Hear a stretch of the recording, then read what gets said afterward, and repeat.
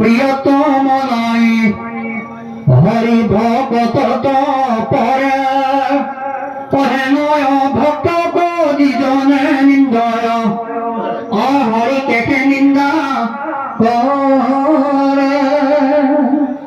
হৰি ভকতক যদি কোনোবাই নিন্দা কৰি গোসাঁইক পিছতে ভাল পাব পাৰিব নোৱাৰে, সেৱাটো নাকচ হৈ যাব। বোলে মোৰ ভকত দেখিলে তুমি আজিলৈকে সেৱা সন্মান শ্ৰদ্ধা কৰা নাই, নিন্দা গঞ্চনা লঞ্চনা কৰা, আকৌ মোৰ পৰা তুমি কিবা আদায় কৰিব বিচাৰিছে, এইটো মই নাকচ কৰি দিছোঁ। জীৱনটো নাকচ কৰি নে আমি পাম বুলি আশাত বন্দী হৈ থাকিম। গোসাঁই কৈছে তোমাক যদিও কোনোবাই নিন্দা কৰে তেওঁক তুমি একো নকবা, ক'লে কি হ'ব? তোমাৰ অসন্তুষ্টীয়া মনটো স্বভাৱতে বিপথে গুচি যাব। ভকত মাত্ৰে সন্তুষ্টিৰে আছে, তেওঁ কোনোবাই গালি পাৰিলেও ক'ব লগা নাই, বেয়া পালেও ক'ব লগা নাই, ভাল পালেও ক'ব লগা নাই। তুমি যিটো ক'বলৈ ইচ্ছা কৰিছা মই তাতে আনন্দত আছো। তুমি যদি নিন্দা কৰি ভাল পোৱা মোৰ ক'ব লগা কি আছে, মই সন্তোষেৰে আছো। কিন্তু গোসাঁই কৈছে তুমি ভকতক নিন্দা নকৰিবা, আৰু ভকতক নিন্দা কৰি যদি তুমি মোৰ পৰা কিবা বিচৰা এইটো মই কিন্তু দিব নোৱাৰো, কাৰণ মই হ'লে নিৰাকাৰ নিৰাময় নিৰঞ্জন ব্ৰহ্ম। গতিকে মই সৰ্বস্তৰে ব্যাপক ৰূপত আত্মৰূপে বিচৰণ কৰি আছো। গতিকে মই আত্মৰূপে থকাৰ পিছত তুমি আত্মস্থিত দেখা ভকতক সেৱা সন্মান শ্ৰদ্ধা নিবেদন কৰিবৰ কাৰণে অভ্যাস আৰু যত্ন কৰি যাব পাৰিব লাগিব। ইয়াত এইকাৰণে কৈছে ভকতে ভকতক নিন্দা কৰিলেও ভকতজনে ক'ব লগা একো নাথাকে, সন্তুষ্টি থাকে। কিন্তু ভকতক নিন্দা নকৰাটো কেনেকুৱা বুলি কৈছে মহাপুৰুষে, যে ভকতক নিন্দা কৰা মানে গোসাঁইক ভাল পোৱা আৰু নবজাব। তাৰপিছত কৈছে নবলো তাহাক কিছু আমাক নিন্দুক যথা তথা মতে সিটো আনন্দ ল'বক, তাহাৰ আনন্দ মোৰ লক্ষ্য নিৰূপম মূৰ্খৰ সন্তোষ আন প্ৰকাৰে বিষম।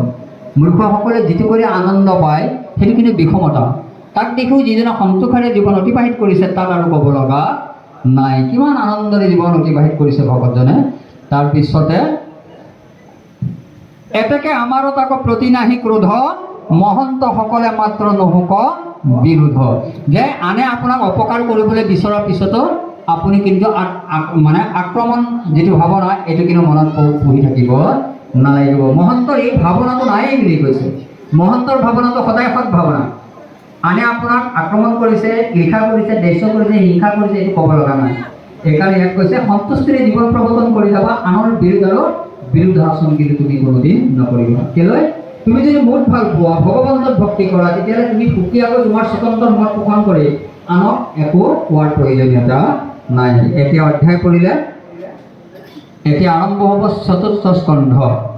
আগবাঢ়িব নহয়, আৰম্ভণি হৈছে পুৰঞ্জন আখ্যান।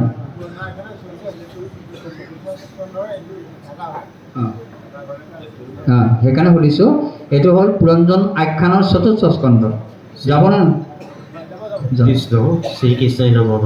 শ্ৰী শ্ৰী অনিৰুদ্ধ দেৱকীৰ্ত শ্ৰীমদ ভাগৱত চতুৰ্থ স্কন্ধ পুৰঞ্জন উপাধ্যায়। প্ৰথম অধ্যায় পদ পাৰ্চেন বৰ্হি প্ৰতি নাৰদৰ উপৰি। ৰাম জয় জয় কৃষ্ণ দৈত্য কুলক্ষয়ংকাৰী,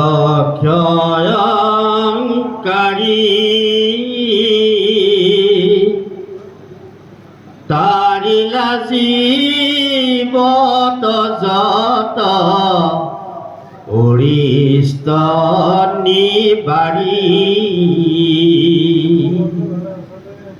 শুদ্ধ শাস্ত্ৰ মত পৰ্ব ত্ৰাহিলা ভকত, সদায় প্ৰণামোহেন কৃষ্ণ চৰণত।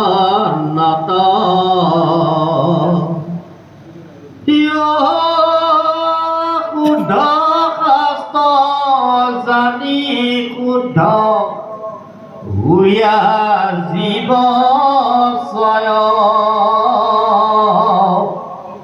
শুদ্ধ ঈশ্বৰত শুদ্ধ শিৱায়ে ৰময়। ৰাম হেন কৃষ্ণ পদে মনে বহিলো শৰণ, হৃদ থাকিয়া নাথ কৰিও চেতন বাহিৰে ভিতৰে গুৰু ভূঞা নাৰায়ণ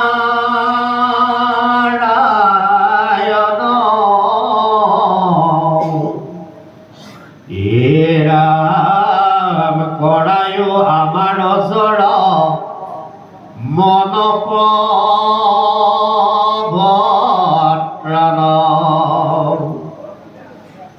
গজু প্ৰসাদৰ কৃপালে সজে পাওঁ তোমাৰ গুণক কিছু বৰ্ণাইবা কচাওঁ ৰামনন্দ ঘৰে কুকুলত কিনিলায় পাৰ গুণ প্ৰকাশিয়া কৰিলা জগত নিস্তাৰ মহাজনে সবে তাক কৰিয়া কীৰ্তন দুৰ্গতি তৰিলা ভজি যাহাৰ চৰণ ভক্ত সবে মাধৱত ফুকিয়া শৰণ চতুৰ্থ স্কন্ধৰ কথা কৰো নিৰূপণ ও মহাভাগৱত কথা প্ৰাচীন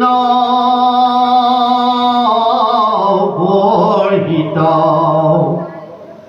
নাৰদে কহিলা পুৰণ জনৰ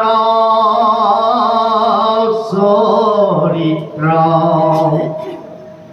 প্ৰাচীন ব্ৰহ্মীৰ পুত্ৰ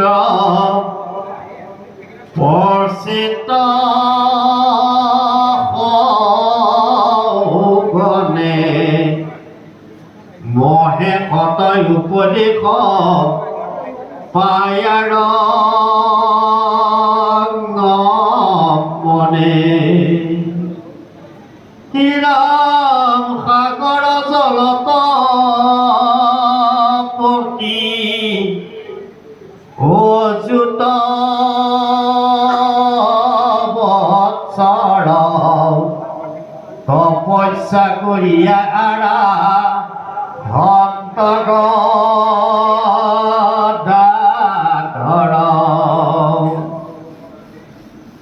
ৰাম ৰাম কেহি বেলা মহাৰাজা প্ৰাচীন বৰিষ যজ্ঞ কৰিবা কমনে কৰিয়া হৰিষ অসংখ্যাত পশু কৰি আছে কথা ন মহাৰিকি নাৰদে দেখিলা বিদ্যমান এৰা মূঢ়মতী ৰাজা ইটো নজানে ধৰ্মক পশু কাটি ইচ্ছা কৰে উত্তম স্বৰ্গক এই বুলি নাৰদ গৈলন্ত তাৰ ঠাই নিপতিও দিলা ৰঙে আসন বহাই ও মহাসনে বকিলন্ত